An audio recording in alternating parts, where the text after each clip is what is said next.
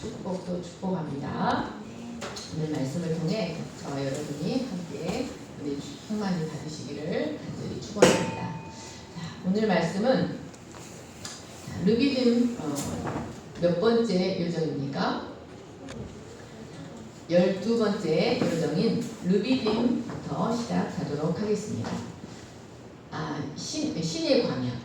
11번째 요정인 르비딤을 떠난 이스라엘은 애굽에서 나온 지 2개월 만인 출애굽 제1년 3월에 신의 광야에 도착하게 되었습니다.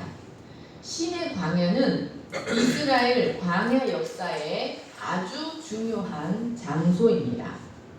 이스라엘은 신의 산이 보이는 넓은 광야에 장막을 치고 이곳에서 출애굽 제2년 2월 20일까지 정확히 11개월 5일을 머물렀습니다. 여러분, 출애굽한 이스라엘은 하루라도 빨리 약속의 땅에 들어가고 싶지 않았을까요? 그런데 하나님은 왜 이렇게 오랜 기간 이스라엘로 하여금 신의 광야에 머물러 있게 하셨을까요? 그것은 선민이 되는데 필수 조건인 율법을 주시기 위함이었습니다. 그리고 그 율법을 기초로 이스라엘과 선민 언약을 체결하고 그 기간 동안 율법 앞에 머물러 있는 시간을 갖게 하셨습니다. 그들은 그 율법을 지키기로 서약함으로 하나님과 선민 언약을 체결하고 하나님이 보이신 식양을 따라 하나님의 임재를 상징하는 성막을 지어 그들의 진영 한가운데 왕의 처소로 하나님께 봉헌하여 드렸습니다. 그리고 제2년 2월 1일에 제1차 군대 기수를 통해 이스라엘을 군대식으로 정비한 후에 그들은 애굽을 탈출한 노예 집단에서 하나님의 선민으로 새롭게 거듭날 수 있었습니다. 여러분, 이스라엘이 신의 광야에 머물러 있는 기간은 바로 그들이 하나님의 백성으로서 율법 앞에 머물러 있는 시간이었습니다. 그런데 여러분, 우리는 이스라엘이 신의 산 앞에서 율법을 받는 장면을 깊이 묵상할 필요가 있습니다. 이스라엘이 신의 산 앞에서 율법을 받는 장면은 우리에게 참으로 중요한 사실들을 가르쳐 줍니다. 여러분, 이스라엘이 어떤 상태에서 율법을 받았는지 기억해 보시기 바랍니다. 여러분, 모세가 어떤 상황에서 하나님으로부터 율법을 받았습니까? 바로 소멸되지 않는 불 속에서 그 율법을 받았습니다. 하나님은 이스라엘과 언약을 맺으시기 위해 신의 산 위에 불 가운데 강림하셨습니다. 그리고 그 불 가운데서 모세를 부르시고 그 불 가운데서 모세에게 율법을 주셨습니다. 그래서 그 율법은 불의 법입니다. 그리고 이스라엘 사람들은 그 율법을 불타는 율례라고도 말합니다. 그러니까 이 법은, 이스라엘이 받은 법은 하나님께서 불 가운데서 직접 불로써 기록하신 것으로서 오류가 전혀 없는 법이었다는 말씀입니다. 그래서 사도 바울은 이 율법을 지극히 선한 것이라 라고 하였습니다. 여러분, 그러면 하나님께서 이 불의 법을 이스라엘에게 주신 목적이 무엇이었을까요? 첫 번째, 그 율법은 그들이 하나님의 백성이라는 증거가 됩니다. 하나님이 그들과 함께 하시고 하나님은 그들의 하나님이라는 증거가 바로 율법입니다. 로마서 3장 1절 2절 말씀을 보십시오.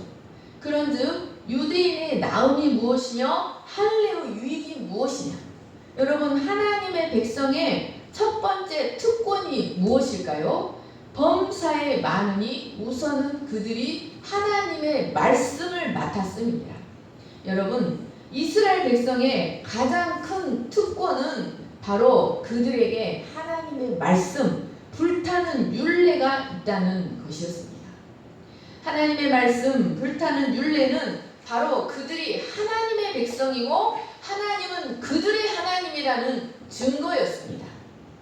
여러분, 이 사실을 하나님은 모세에게 아주 놀라운 모습으로 계시해 주셨습니다. 하나님이 그들 가운데 그들의 하나님이라는 증거가 바로 하나님의 말씀인데, 하나님이 하나님의 말씀으로 그들과 함께 하신다는 이미지를 모세에게 주셨다는 말씀입니다. 출애굽기 3장 1절에서 3절을 여러분이 같이 읽겠습니다. 시작. 모세가 그의 장인 미디안 제사장 이드로의 양떼를 치더니 그 떼를 광야 서쪽으로 인도하여 하나님의 산 호렙에 이르매 여호와의 사자가 떨기나무 가운데로부터 나오는 불꽃 안에서 그에게 나타나시니라. 그가 보니 떨기나무에 불이 붙었으나 그 떨기나무가 사라지지 아니하는지라. 이에 모세가 이르되 내가 돌이켜 가서 이 큰 광경을 보리라. 떨기나무가 어찌하여 타지 아니하는고 하니. 여러분, 모세가 하나님의 부름을 받을 때 떨기나무 가운데 꺼지지 않는 불꽃으로 하나님이 나타나셨습니다. 여러분, 하나님께서 왜 이런 모습으로 모세에게 나타나셨을까요? 여기 떨기나무란 광야에 흔하게 존재하는 아주 바짝 마른 가시나무를 말합니다. 그런데 그 가시나무에 불이 붙었는데 그 불이 소멸되지도 않고 그 나무도 타지 않았습니다. 하나님은 왜 이런 모습으로 모세에게 나타나셨을까요? 여기 이 가시나무는 바로 애굽에 있는 이스라엘을 상징합니다. 그러니까 이 가시나무는 바로 죄 가운데 있는 우리들의 영혼을 상징하고 있는 것입니다. 미가서 7장 4절 말씀을 보십시오. 그들의 가장 선한 자라도 가시 같고 가장 정직한 자라도 찔레 울타리보다 더하도다. 여러분, 떨기나무 가운데 불이 떠나지 않았던 것은 하나님께서 비록 가시나무 같고 찔레 울타리 같을지라도 그들 가운데 함께 하시며 은혜로우신 하나님으로 그들과 동행하기를 원하셨다는 사실을 보여줍니다. 고린도후서 6장 16절을 보십시오. 우리는 살아계신 하나님의 성전이라. 이와 같이 하나님께서 이르시되 내가 그들 가운데 거하며 두루 행하여 나는 그들의 하나님이 되고 그들은 나의 백성이 되리라. 여러분, 불타는 율례는, 즉 하나님의 말씀은 바로 하나님이 그들과 함께 하신다는 증거였습니다. 여러분, 우리에게 하나님의 말씀을 주신 것은, 이 하나님의 말씀은 바로 하나님이 우리와 함께 하신다는 증거요. 우리가 세상 사람들과 비교해서 가진 하나님의 백성으로서 가지는 가장 큰 특권이라는 사실을 기억하시기를 간절히 축원합니다. 그런데 여러분, 두 번째로 이 법이 불 가운데서 주어졌다는 것은 그 말씀의 기능이 무엇인지를 우리에게 가르쳐줍니다. 로마서 7장 12절부터 같이 읽겠습니다. 시작. 이로 보건대 율법은 거룩하고 계명도 거룩하고 의로우며 선하도다. 그런즉 선한 것이 내게 사망이 되었느냐? 그럴 수 없느니라. 오직 죄가 죄로 드러나기 위하여 선한 그것으로 말미암아 나를 죽게 만들었으니 이는 계명으로 말미암아 심히 죄되게 하려 함이라. 사람마다 불로써 소금치듯 함을 받으리라. 그러므로 우리가 흔들리지 않는 나라를 받았은즉 은혜를 받자. 이로 말미암아 경건함과 두려움으로 하나님을 기쁘시게 섬길지니 우리 하나님은 소멸하는 불이심이니라. 여러분, 하나님께서 하나님의 말씀을 불 가운데서 주셨다는 것, 그 말씀이 불의 법이요 불타는 율례라는 것은 바로 그 말씀이, 그 말씀의 기능이 우리의 내면의 죄들을 죄로 드러나게 하는 기능이 있다. 그리고 그 죄들을 태워서 우리 영혼을 깨끗하게 하고 온전하게 하는 하나님의 성화의 방편이다. 성화의 수단이라는 것을 가르쳐줍니다. 여러분, 이 불타는 율례는 이성 없는 짐승 같은 이스라엘 백성들, 애굽에서 노예 생활하던 이스라엘 백성들에게 정결한 삶이 무엇인지를 가르쳐 줍니다. 하나님의 세계관이 무엇인지 그 율법을 통해서 그들에게 가르쳐 주고 그들의 동물적이고 죄악된 본성을 이겨내게 하는 기능을 하였습니다. 하나님은 이처럼 여러분 오늘날도 자기 백성을 하나님의 말씀을 통해 정결하게 하십니다. 여러분, 세상에 맛을 내는 소금으로 살아갈 수 있도록 하시기 위해서, 우리가 세상에서 맛을 내는 소금으로 살아갈 수 있도록 하기 위해서 사람마다 불로써 소금치듯 하듯 하나님의 말씀으로 우리를 때리시고 정결케 태우시고 정결케 하신다는 말씀입니다. 그래서 에레미야서를 보시면 하나님이 그러세요. 내 말이 불같지 아니하냐, 내 말이 방망이 같지 아니하냐. 하나님은 때로 이 말씀으로 불방망이 같이 우리를 때리시고 치시고 정결케 하신다는 말씀입니다. 이 모세오경의 율법에 이스라엘 백성의 부정을 씻어내는 물들도 모두 하나님 말씀의 이 정결케 하는 기능을 상징하였습니다. 그러니까 이 하나님의 법이 불 가운데서 주어졌다는 것은 바로 그 말씀의 기능이 자기 백성을 정결케 하는 기능을 한다. 자기 백성의 죄를 소멸시키는 기능을 한다는 것을 가르쳐 줍니다. 세 번째로 이 법은 하나님이 친히 제정하시고 하나님이 친히 기록하신 율법으로서 하나님 나라의 법전이었습니다. 여러분, 그 법은 사람이 제정한 것이 아닙니다. 그래서 그 법은 장차 이스라엘이 가나안에 들어가서 하나님 나라의 선민으로서 지켜야 할 하나님 나라의 법이었습니다. 거기에는 피조물된 인간이 하나님의 거룩한 선민으로서 가장 아름답게, 가장 사람답게 살 수 있는 길들이 면면이 제시되어 있습니다.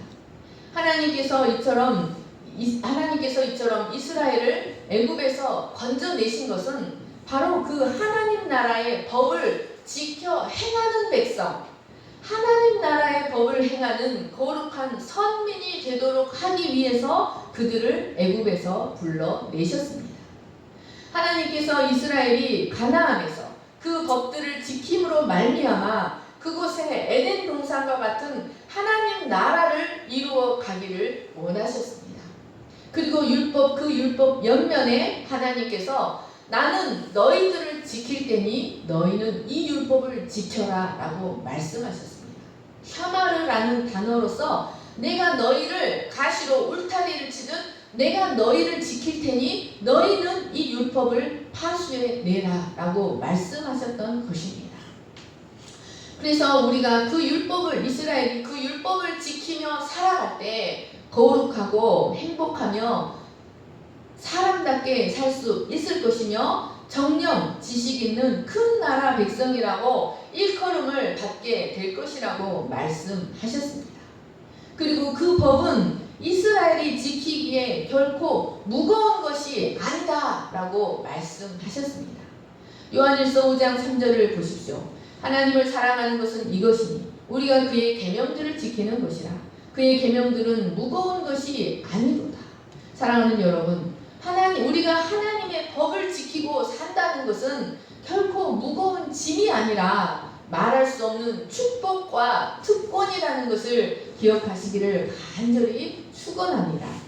이스라엘은 이 율법을 배우기 위해 11개월 동안 시내산 앞에 하나님의 말씀 앞에 머물러 있는 시간을 보내야만 했습니다. 여러분, 이 말씀은 오늘날 우리에게도 하나님께서 우리를 사탄의 압제에서 구원해내신 이유가 무엇인지를 가르쳐줍니다. 그것은 바로 사탄의 통치가 이루어지는 이 죄악된 세상에서 하나님을 왕으로 삼고 하나님이 명하신 법도를 지키며 행하는 삶을 살도록 하기 위해서 우리를 불러내셨습니다. 여러분, 우리가 구원받는다는 것은 단순히 천국행 티켓을 따는 것이 아닙니다. 단순히 지옥 가는 것을 면하는 것이 아니라는 말씀입니다. 우리가 하나님을 왕으로 삼고 하나님이 명하신 법도를 행하며 지키는 삶을 통해서 우리의 삶 속에서 하나님의 통치를 실현해내고 그 하나님의 통치를 확장하도록 하기 위해서 우리를 불러내셨습니다. 그래서 예수님도 승천하시면서 제자들에게 무엇이라고 말씀하셨습니까? 너희들이 나가서 복음을 전할 때 회개의 세례를 전파하여 물과 성령으로 거듭나게 한 후에는 반드시 내가 분부한 모든 것을 가르쳐 지키게 하라 라고 말씀하셨습니다. 여러분, 그러므로 우리는 이 한 점 어리도 없는 하나님의 율례와 법도를 지키며 살아가도록 부르심 받은 자들이라는 사실을 기억해야 합니다. 그리고 우리가 하나님의 선민으로서 그것을 지키며 살아간다는 것은 말할 수 없는 축복이요, 특권이요, 영광이라는 것을 기억하시기를 간절히 축원합니다. 하나님의 말씀은 이 죄악으로 칠흑같이 어두운 이 세상에서 우리에게 어디로 가야 할지 그 길을 비춰주는 유일한 빛이 되십니다. 죄와 어둠의 권세를 물리쳐 주시고 이겨낼 수 있는 강력한 무기입니다. 그리고 우리에게 생명이 붙어 있는 동안 이 세상에서 어떻게 살아가야 하는지 그 삶의 원리를 가르쳐주는 하나님의 진리가 됩니다. 여러분, 이 말씀은 우리에게 얼마나 큰 힘과 위로와 소망이 되는지 모릅니다. 우리가 이 세상에서 그 말씀만 따라 살아간다면 우리는 반드시 하나님의 뜻 안에서 안전하고 복된 삶을 살 수 있습니다. 이스라엘이 그 율법을 받기 위해 산 아래에 머물러 있는 시간이 필요했듯이 우리도 하나님의 선민으로 살아가기 위해 그 말씀 앞에 머물러 있는 시간이 필요합니다. 그런데 네 번째로 여러분, 이 말씀은 반드시 성령의 조명이 필요합니다. 여러분, 이스라엘을 생각해 보십시오. 이스라엘이 어디에 머물러 있었습니까? 천둥과 번개와 나팔 소리와 불타는 산 앞에 머물러 있었습니다. 그러니까 그들은 그처럼 영광스럽고 어미한 하나님의 임재 앞에 머물러 있었다는 말씀입니다. 그런데 그럼에도 불구하고 그들은 바로 그 앞에서, 그 하나님의 임재 앞에서 무엇을 만들었습니까? 금으로 금송아지를 만들어 이것이 여호와다라고 숭배하였습니다. 여러분, 이것은 우리에게 무엇을 가르쳐 줍니까? 여러분, 아무리 하나님의 말씀이라도 인간은 하나님의 계시의 빛이 부족할 때 단순히 율법 조문으로 바꾸어 버린다는 사실을 우리에게 가르쳐 줍니다. 아무리 하나님의 말씀이라도 성령의 조명이 없을 때 사람은 하나님의 말씀을 사람의 교훈, 사람의 길로 바꾸어 버린다는 사실을 우리에게 가르쳐 줍니다. 그러므로 여러분, 하나님의 말씀은 인간의 지혜만으로는 깨달을 수가 없습니다. 하나님의 말씀은 반드시 성령이 오셔서 순전한 빛으로 그 말씀을 조명해 주셔야만 그 말씀 속에 감추어진 복음을 깨닫고 하나님의 뜻을 깨닫고 지키게 되며 제 기능을 발휘할 수 있게 됩니다. 여러분, 성령의 조명을 받지 못한 사람의 길이 무엇입니까? 성령의 조명을 받지 못한 사람의 교훈이 무엇입니까? 그것은 이스라엘이 시내산 앞에서 금송아지를 숭배하듯 대부분 우상 숭배로 전락시켜 버리고 맙니다. 오늘날도 하나님의 말씀을 사람의 교훈으로 전락시켜서 이스라엘이 금송아지를 숭배하였듯 우상 숭배하듯 하나님을 섬기는 자들이 많습니다. 그런데 그 율법 조문, 그 우상 숭배는 하나님의 진노를 가져왔습니다. 여러분, 우리가 성령의 조명이 없이 하나님의 말씀을 사람의 교훈으로 바꾸어서 우상 숭배하듯 하는 신앙생활은 하나님의 진노를 가져온다는 사실을 기억하시기를 축원합니다. 우리는 반드시 성령의 조명을 통해, 성령의 세례를 통해 성령의 능력 안으로 들어가야 합니다. 그 성령은 우리에게 그리스도를 통한 율법의 성취를 이루어줍니다. 그리고 우리에게 율법의 정죄가 아니라 충만한 자유와 기쁨과 생명의 열매를 가져다 준다는 사실을 기억하시기를 축원합니다. 신명기 1장 6절에서 8절을 같이 읽겠습니다. 시작. 우리 하나님 여호와께서 호렙산에서 우리에게 말씀하여 이르시기를 너희가 이 산에 거주한 지 오래니 방향을 돌려 행진하여 아모리 족속의 산지로 가고 그 근방 곳곳으로 가고 아라바와 산지와 평지와 네겝과 해변과 가나안 족속의 땅과 레바논과 큰 강 유브라데까지 가라. 내가 너희의 조상 아브람과 이삭과 야곱에게 맹세하여 그들과 그들의 후손에게 주리라 한 땅이 너희 앞에 있으니 들어가서 그 땅을 차지할지니라. 시내산에 1년 가까이 머물러 있던 이스라엘에게 하나님은 이제 가나안을 향해 앞으로 행진해 가라고 말씀하셨습니다. 다시 15, 16절 말씀을 보십시오. 여러분, 시내산에서 이스라엘은 어디를 향해 갔습니까? 13번째 여정은 기브롯 핫다 아와입니다. 이 기브롯 핫다 아와는 시내산 동북쪽 약 10km 지점에 위치하고 있습니다. 그런데 이 키브롯이라는 뜻은 무덤이라는 뜻입니다. 무덤들이라는 뜻이고 핫타 아와라는 것은 갈망, 탐욕, 식욕을 뜻합니다. 그런데 이 핫타 아와는 허기지기 때문에 발생하는 자연적 본성의 식욕이 아니라 배가 이미 충분히 부르고 먹는 문제에 어려움이 없음에도 불구하고 입을 즐겁게 하기 위해 음식을 찾으려는 탐심, 탐욕을 말합니다. 그래서 이 기브롯 핫다 아와는 탐욕의 무덤들이라는 뜻이 있습니다.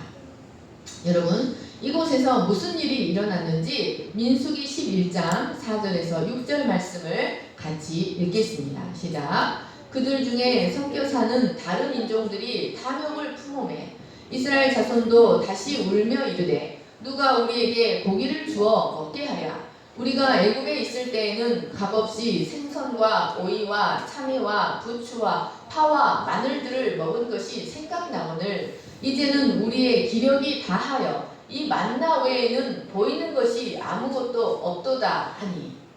이곳에서 먼저 섞여 사는 잡족, 섞여 사는 무리가 탐욕을 품기 시작했습니다. 그러자 이스라엘 자손들도 이에 영향을 받아서 하나님이 주신 만나에 만족하지 않고 애굽에서 먹었던 고기와 생선과 참외와 부추와 파와 마늘을 먹고자 하는 욕심을 부렸습니다. 여러분, 이 음식들은 모두 스태미나, 육적인 힘, 육적인 정력을 강화시켜주는 스태미나 음식들입니다. 여러분, 하나님께서 이들을 만나로 먹이신 이유가 무엇일까요? 만나는 여러분 그들이 생명을 유지하기 위해 아무 문제가 없는 아주 좋은 하늘의 음식이었습니다. 여러분, 하나님께서 이들에게 다른 음식을 주시지 않고 만나만으로 그들을 먹이신 이유가 무엇입니까? 그것은 그들이 육적인 생명으로 살아가지 않고 하나님의 생명 안에서만 걷는 법을 훈련하도록 하시기 위함이었습니다. 오직 하나님의 생명으로만 살아가는 법을 훈련하도록 하시기 위함이었습니다. 그러나 그들은 그 만나보다 고기와 생선과 파와 마늘, 즉 이 땅에 속한 낮고 천한 육적인 기쁨, 쾌락을 갈망했던 것이었습니다. 그래서 하나님은 이들의 탐욕에 이틀 동안 동서남북으로 각각 하룻길이면 한 30km일까요? 각각 하룻길을 한 35km입니다. 그 하룻길의 지면 위에 2규빗으로 메추라기가 날아와 쌓이게 하셨습니다.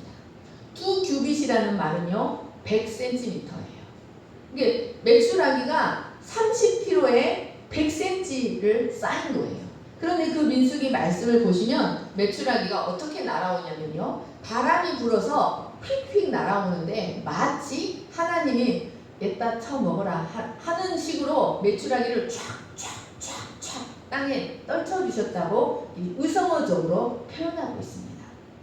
여러분, 그 메추라기가 2규빗에 하루길에 쌓이자 그들은 이틀 동안 아침부터 저녁까지 자기들을 위해 그 메추라기를 지면 사면에 그 고기를 말린 게 뭡니까? 육포 진영 사면에 펼쳐두는 탐욕을 부렸습니다.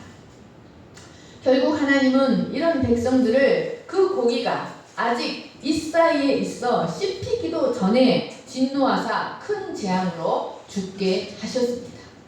결국 그 메추라기는 축복의 메추라기가 아니라 재앙의 메추라기가 되고 말았습니다. 결국 그 메추라기는 진노의 메추라기, 심판의 메추라기가 되고 말았고 그 자리는 자신들의 탐욕과 함께 자신들을 묻는 거대한 무덤이 되고 말았습니다.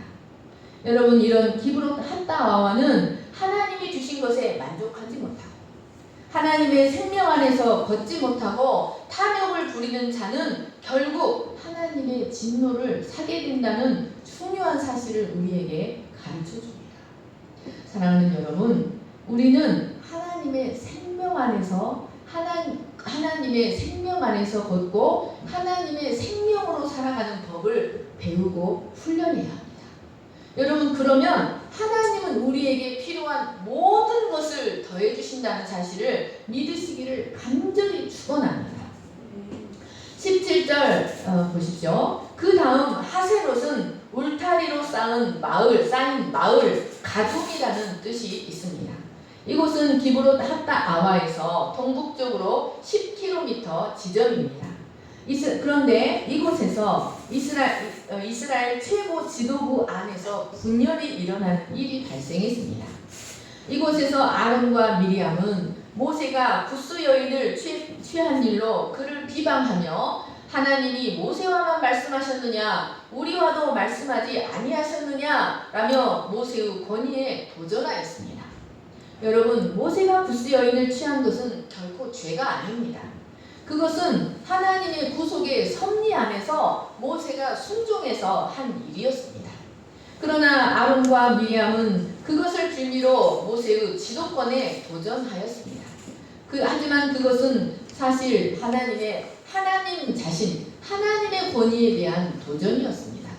결국 하나님은 아론과 미리암에게 무엇이라고 말씀하셨습니까?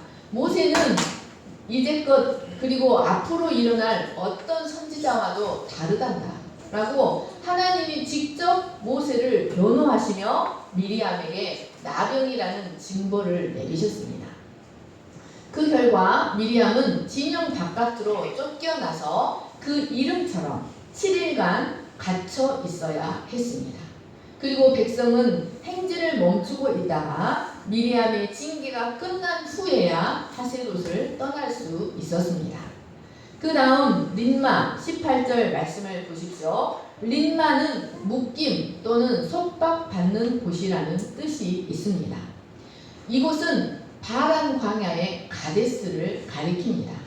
이 린마, 즉 가데스는 이스라엘이 결코 잊을 수 없는 매우 중요한 장소였습니다. 가데스는 그들의 조상 아브라함, 이삭, 야곱이 거하였던 브엘세바에서 80km 밖에 걸리지 않는 가나안의 입구, 가나안의 길목이었습니다. 하나님은 이곳에서 이스라엘로 하여금 가나안에 들어갈 준비를 시키고자 하셨습니다. 그래서 이곳에서 이스라엘은 가나안에 12정탐꾼을 파송하였습니다.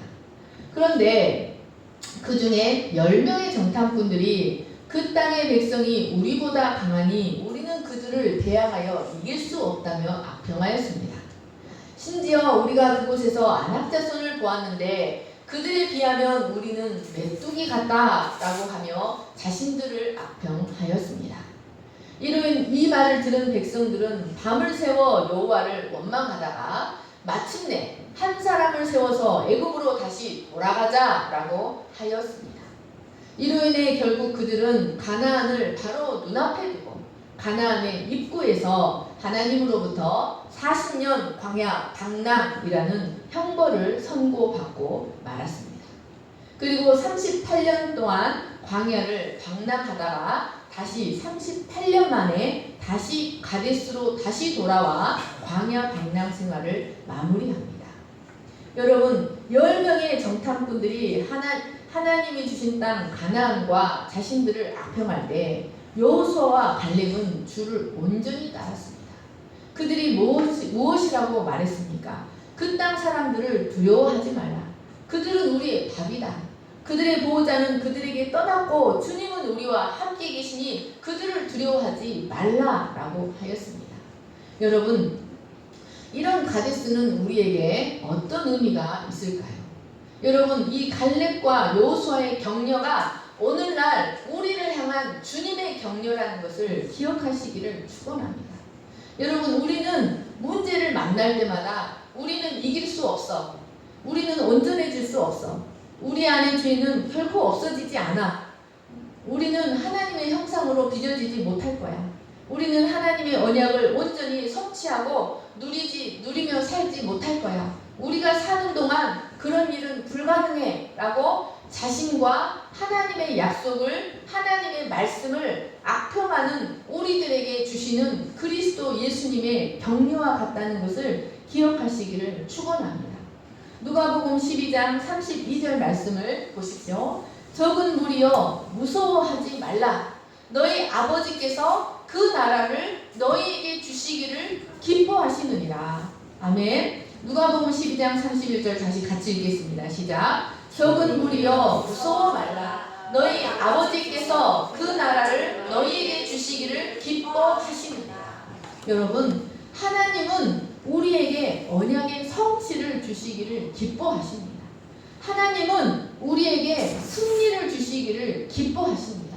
여러분 우리가 하나님을 믿을 때 그 하나님을 믿을 때 우리 안에 그 죄의 결박이 아무리 강할지라도 그 결박이 반드시 끊어지고 우리가 언약의 성취를 경험할 수 있다는 것을 기억하시기를 간절히 축원합니다.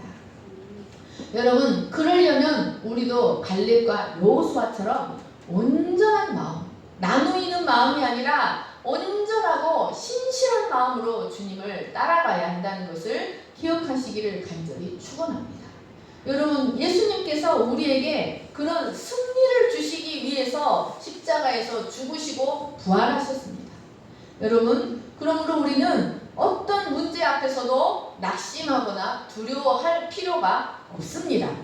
왜냐하면 십자가에서 죽으시고 부활하시고 승천하신 예수님께서 우리를 강한 팔로 붙드시고 계시기 때문입니다. 그래서 우리가 죄에서 승리하기까지 우리를 떠나지 아니하시고 도우실 것이기 때문입니다. 그런데 우리가 그 믿음이 없을 때 우리는 광야를 걸어야 합니다. 19절에서 36절 말씀을 같이 읽겠습니다. 쭉 같이 읽겠습니다. 시작.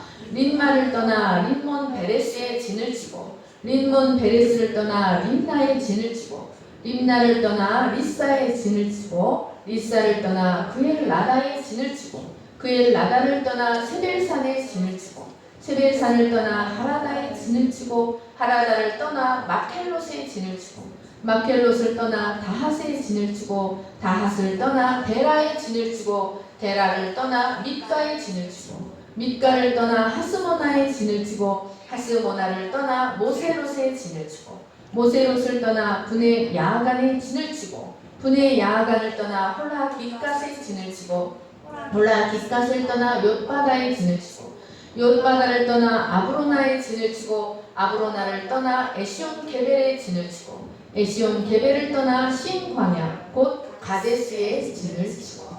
여러분 16구절에서 36절까지 어디를 떠나 어디에 진을 치고의 형태를 유지하며 단순히 지명들만이 교체되고 있습니다. 그런데 여기 19절에 림마가 아까 어디라고 말했습니까? 가데스라고 말했습니다. 여러분 그런데 36절의 마지막에 가데스가 나옵니다. 그러니까 이스라엘은 38년 동안 확인되지 않는 광야에 수많은 장소를 방황하다가 결국 다시 원점인 가데스로 돌아왔던 것이었습니다. 여러분 이 여정들은 하루라도 빨리 축복의 땅으로 들어가고 싶었을 이스라엘에게 참으로 허무한 세월의 방랑의 여정처럼 보입니다. 이스라엘이 이렇게 38년의 시간을 허무하게 보낸 궁극적인 원인은 바로 그들의 불신에 있었습니다. 이스라엘은 그들의 악함으로 인해 38년 동안 광야를 헤매다가 다시 처음의 자리로 돌아와야 했던 것이었습니다. 시편 78편 30절 같이 읽겠습니다. 시작. 그러나 그들이 그들의 욕심을 버리지 아니하여 그들의 먹을 것이 아직 그들의 입에 있을 때 하나님이 그들에게 노염을 나타내사 그들 중 강한 자를 죽이시며 이스라엘의 청년을 쳐 엎드려 뜨리셨도다. 이러함에도 그들은 여전히 범죄하여 그의 기이한 일들을 믿지 아니하였으므로 하나님이 그들의 날들을 헛되이 보내게 하시며 그들의 횟수를 두려움으로 보내게 하셨도다. 여러분, 이스라엘은 가데스에서 출발하여 가데스로 돌아오기까지 38년 동안 총 18곳의 진을 쳤습니다. 그런데 가데스는 거룩한 곳이라는 뜻이 있습니다. 이 38년의 여정의 의미를 하나하나 살펴보면 참으로 놀라운 하나님의 신비가 들어있습니다. 하나님은 그 38년 동안 그들을 공포의 자리, 두려움의 자리, 낮아짐의 자리, 때로는 기쁨의 자리, 아름다움의 자리, 향유의 자리 등등으로 적절히 인도하셔서 그 이스라엘이 하나님의 거룩한 백성이 되기까지 그들을 이끌어 오셨습니다. 이 광야는 하나님께서 이스라엘 백성을 하나님의 말씀으로만 살아가는 거룩한 백성으로 양육하시기 위해 예비하신 광야 교회였습니다. 사도행전 7장 38절을 보시면 스데반은 이 이스라엘의 광야 생활을 광야 40년을 광야 교회라고 하였습니다. 그리고 계시록 12장 6절을 같이 읽겠습니다. 시작. 그 여자가 광야로 도망하매 거기서 1260일 동안 그를 양육하기 위하여 하나님께서 예비하신 곳이 있더라. 여러분, 여기 여자는 교회를 가리킵니다. 그리고 1260일을 30으로 나누면 42가 됩니다. 42달이 되는 겁니다. 여러분, 그러니까 이 광야는 하나님께서 이스라엘을 낮추시고 시험하사 오직 하나님의 말씀으로만, 하나님의 생명으로만 살아가는 백성이 되게 하도록 훈련하시는 하나님의 광야 교회였던 것이었습니다. 모세는 죽기 전 이스라엘에게 하나님께서 그들을 광야의 길을 걷게 하신 것을 절대 잊지 말라고 신신당부하였습니다.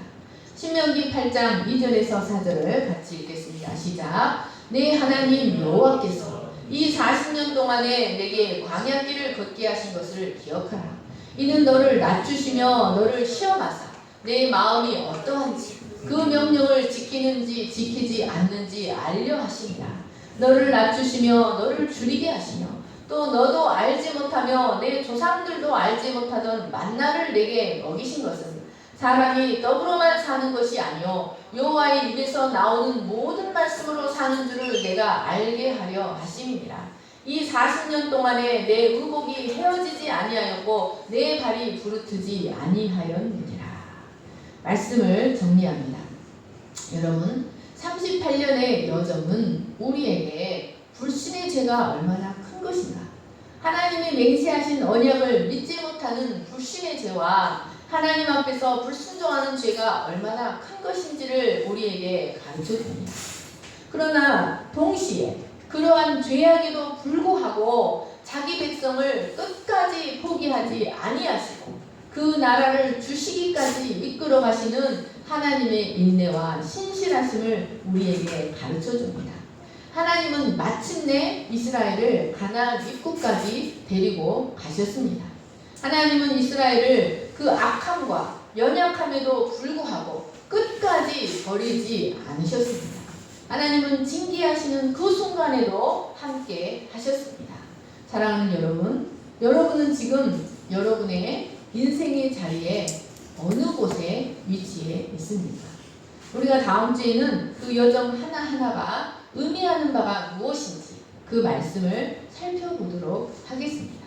여러분, 우리는 어느 곳에 진을 치든지 어느 곳을 향해 떠나든지 하나님이 임마누엘로 나와 영원히 함께 하신다는 사실을 절대로 잊지 마시기를 간절히 축원합니다. 기도하겠습니다. 사랑과 은혜가 풍성하신 하나님 아버지, 이스라엘 백성들은 출애굽한 지 2개월 만에 시내산에 도착하여 그곳에서 1년 가까이 머무르며 하나님의 말씀으로 사는 법을 훈련받아야 했습니다. 하나님은 불 가운데서 친히 불의 손으로 그 말씀을 새기셨습니다. 하나님이 그들에게 주신 말씀은 불타는 율례, 불의 법이었습니다. 그것은 한 점의 오류도 없는 하나님의 말씀이었습니다. 이스라엘의 가장 큰 특권은 이방 민족과의 가장 구별되는 것은 바로 그들에게 말씀이 있다는 것이었습니다. 하나님 아버지, 그들은 하나님 나라의 선민으로 살아가기 위해 그 법을 지키며 그 법 앞에 머물러 있어야 했습니다. 그들이 그 법을 지킬 때 그들은 큰 나라 백성이 되어 하나님의 영광을 나타내고 하나님의 거룩을 전파하며 하나님 나라의 시민으로 건강하고 행복하게 살아갈 수 있었습니다. 하나님 아버지, 우리가 오늘날 이 말씀을 우리의 등 뒤로 던져버리고 부추와 생선과 파와 마늘을 구하지 아니하고 오직 하나님의 말씀을 붙들고 하나님의 말씀을 상고하며 우리 마음에 샛별이 떠오르기까지 성령의 조명을 구하며 그 말씀을 사랑하는 저희들이 되게 하여 주시기를 간절히 기도합니다. 하나님 아버지, 우리가 하나님께서 우리 인생을 이 자리 저 자리로 인도해 가시는 이유가 무엇입니까? 어떤 때는 하나님의 영광을 경험하게 하시고 어떤 때는 한없는 두려움과 공포를 경험하게 하시고 어떤 때는 한없이 낮아지는 시간을 지나가게 하시는 이유가 무엇입니까? 그것은 육의 힘으로 육의 욕망으로 살아가는 것이 아니라 하나님의 생명으로 하나님의 말씀으로 살아가는 법을 우리에게 훈련하시기 위함입니다. 하나님 아버지, 우리가 인생의 어느 곳에 진을 치든 다시 일어나서 어느 곳을 향해 떠나가든 하나님이 영원히 우리를 떠나지 아니하시고 함께 하신다는 것을 믿고 그 여정을 믿음으로 순종하는 저희들이 되게 하여 주시기를 간절히 기도합니다. 그래서 마침내 가나안을 차지했듯 하나님 우리 인생 여정에서 마침내 언약의 성취를 경험하는 축복된 백성들이 될 수 있도록 도와주시기를 간절히 기도합니다. 감사하며 거룩하신 예수님의 이름으로 기도합니다. 아멘. 주님은 산 같아서 찬양하시면서 예배를 드리겠습니다.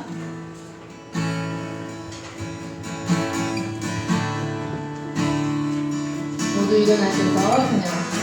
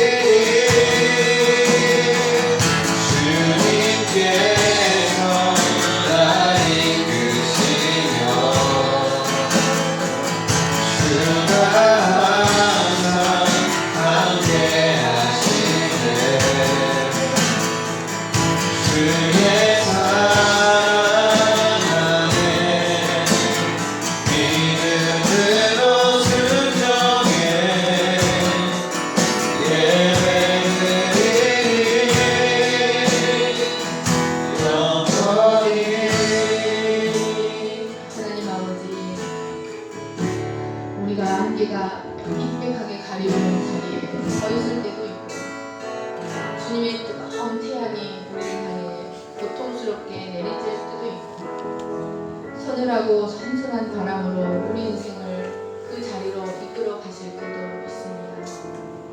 하나님이 우리에게 보이지 않아서 우리는 두려워하고 공포하고 한없이 낮아지며 떨 수밖에 없습니다.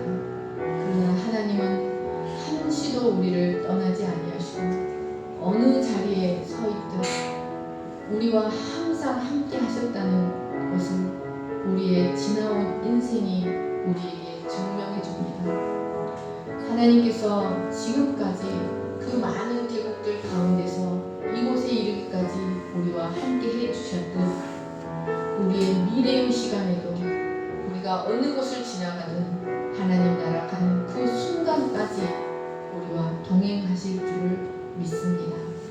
하나님, 에담에서 견고한 신실함의 자세를 갖추었듯 갈렙과 여호수아가 온전히 여호와를 신뢰하였듯 어느 자리에 서든 변함없이 겸손하고 신실하게 여호와만을 의지하는 저희들이 되게 하여 주시옵소서. 이것이 우리 자신에게 그리고 우리 자녀들에게 축복이 될 줄을 믿습니다. 하나님, 바람에 나는 겨와 같은 자들은 하나님의 약속의 성취를 경험할 수 없습니다. 오직 신실한 자, 견고하며 변치 않는 자가 여호와의 온전하심을 경험할 수 있습니다. 우리도 하나님 앞에 신실한 자로 서게 하여 주시옵소서. 이제는 우리 주 예수 그리스도의 은혜와 하나님 아버지의 거룩하신 사랑과 성령의 감화 감독과 교통하심이 임마누엘 하나님을 바라보고 절대적으로 선하신 하나님이 우리 인생을 주권적으로 인도해 가시는 우리의 주인이 되심을 믿고 고백하기를 소망하는 모든 우리 위에 영원토록 함께 하시기를 간절히 축원합니다.